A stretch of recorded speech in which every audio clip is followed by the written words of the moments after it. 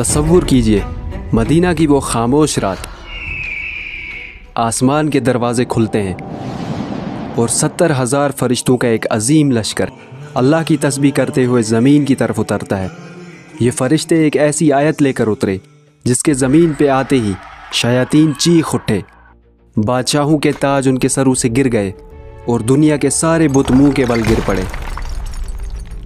लेकिन इस एक आयत में ऐसा क्या छुपा है कि अल्लाह का सबसे बड़ा दुश्मन इब्लीस थर थराने लगा?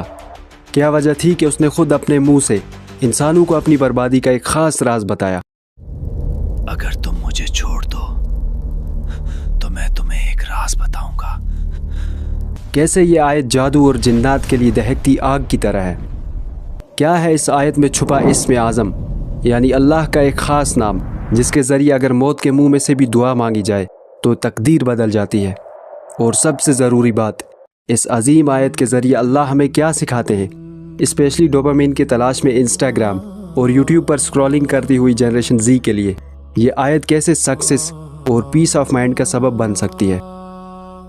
मैं बात कर रहा हूँ कुरान की एक अजीम आयत, आयतुल कुर्सी की। अल्लाहु ला इलाहा इल्ला हुवल हय्युल क़य्यूम।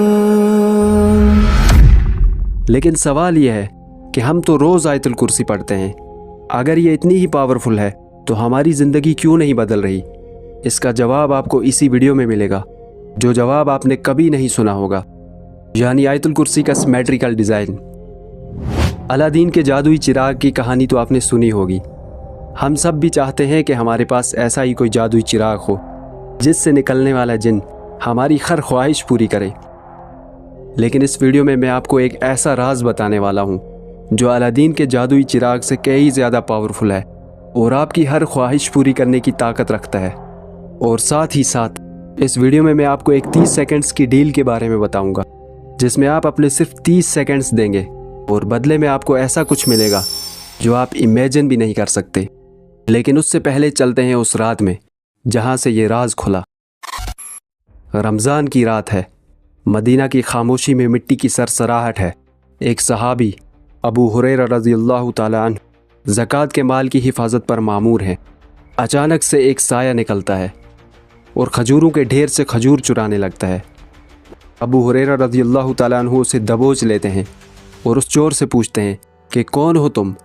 चोर गिड़गिड़ाने लगता है कि मैं मोहताज हूँ, मेरे बच्चे भूखे हैं। मैं एक गरीब आदमी हूँ, मेरे बच्चे भूखे हैं।